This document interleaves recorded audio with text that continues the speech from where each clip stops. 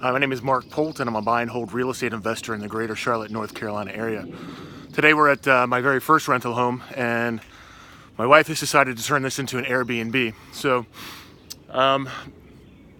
it's our first one, and I'm not 100% sure, but I suspect, and I'm going to go with my intuition, that the finished product needs to be better than what we would normally have to rent out. It needs to be something that we would be proud to stay in, obviously better than our home. And today and yesterday, I've been working on this deck along with, some other parts of the house. But in particular, I want to talk about the deck today. This deck is pretty old. It came with the house. The wood on it's probably at least 15 years old, and had some problems. And I'm going to kind of go over what I did, and I'm about halfway done putting the boards back down. But I want to explain to you guys why I did what I did, and my thought processes in going. In my actions. So the number one thing that we have to worry about with buy and hold real estate is the longevity of any repair or any installation. Contractors are notorious for just throwing something in, getting it done so they can get paid. And while that's good for a contractor, that's not good for somebody who, like myself, who plans on holding this property for 30 years. When I put down tile, or I build a deck or something like that, I want it to last 30 years. Certainly at least 10 on the deck. If we can get 20 years out of it, hey, even better. So this deck had been painted a couple times, and I'm gonna go into detail on what I did and why I did it. But for the most part, the back of this yard I think we took down at least 12 trees, and no sunlight ever would really reach the deck, and so the deck was always moist. It was always wet. The gutter sucked, so that didn't help either. And now that we've cut down these trees, we've gotten stumps ground and removed. It's actually a little bit more peaceful back here. Some sunlight does come in. I think we're gonna have to cut down a few more trees, or at least top them. That's for another time, because the cost is a little bit prohibitive.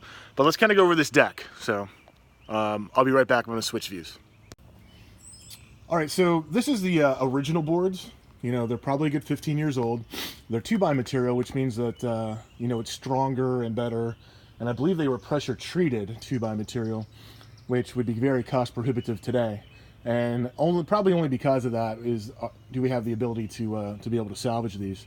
So this is the original deck board. And what I did is I ended up taking all the boards up, and I flipped them over, pressure washed them, and then I put this deck over product from Bear on it. And it's about as thick as mashed potatoes. And it was a pain in the butt to get on, but ended up putting at least 2 coats on. And I remember when I was doing this, and I was remarking about how, it doesn't look, remarkable. It wasn't, some transformation. They just look like regular boards. And then I realized that these were the boards that were on there that looked like poo. And you can see that these, it's very pitted, very worn. This board's actually in pretty good shape compared to some of the others. But the bottoms were just fine. And as you can see here, it actually turned out pretty good. A lot of the imperfections were on the bottom, but I'm trying to hide most of the imperfections over there in that corner. Not going to be a lot of people. So as far as the deck goes, there used to be a 4x4 here, but it had rotted out and there was nothing left of it, and this entire structure was wobbly. And so, like I said, I wanted everything to last. And I had these spare 6x6s that I'd gotten from a pool renovation in our HOA, and they'd been here for a few years. And so I decided to use them. I used one over here. You can barely see where the patio is. And I want this thing to be steady. This is an original member right there. This is an original member. And what I did is I dumpster dive all this other wood. And, stuff. You can see that one used to be a cement. That used to be a cement board that they used to make the outline of a cement, probably driveway. But it's perfect for what I need to do. And so the boards were a little soft, but you can see here I added a ton of supporting material. So when you walk on it over there, it is rock solid. And that's what I want. as far as this railing goes, right, it used to be white. I think that somebody had covered it with a latex paint, and I'm like, you got to be kidding me. And so what I ended up doing was I ended up pressure washing this, and it took a while. You need to wait a couple days, and then I used a Behr deck wood stain, and it's a latex product with primer in it, and it took at least 2 coats, but you know, you can see it's turning out pretty good. On the other side is a fence, and basically it's the neighbor's fence, and it's falling apart, so I need to go talk to them. What I'm going to do is I'm going to fix this here. There's a couple places over there where it's falling down, and I've started pressure washing it, and then I'm just going to stain this black to match the railing, and I'm going to do the same thing in the back. You probably can't see, but to that neighbor's fence. But first I got to get this thing fixed. So as you can see, there's you know, quite a bit of work to do here, but it's really about the longevity of the installation, the longevity of the fix. There are more issues on this house.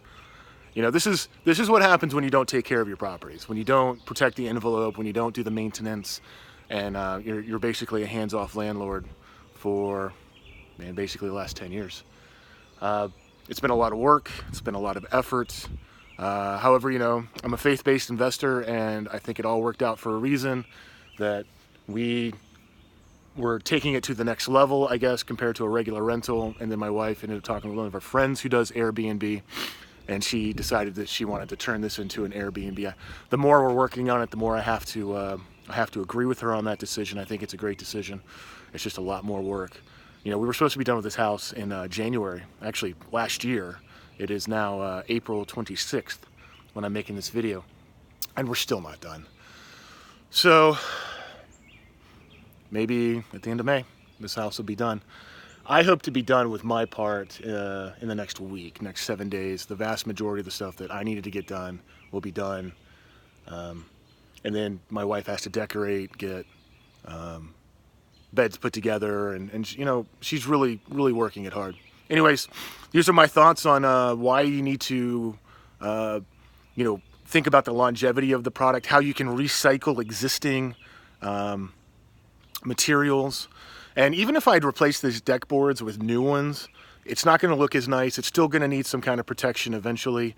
Why not just reuse the existing boards? Oh, and I forgot to tell you, this used to have a paper fiber called masonite siding, and it had all these screws, deck screws basically.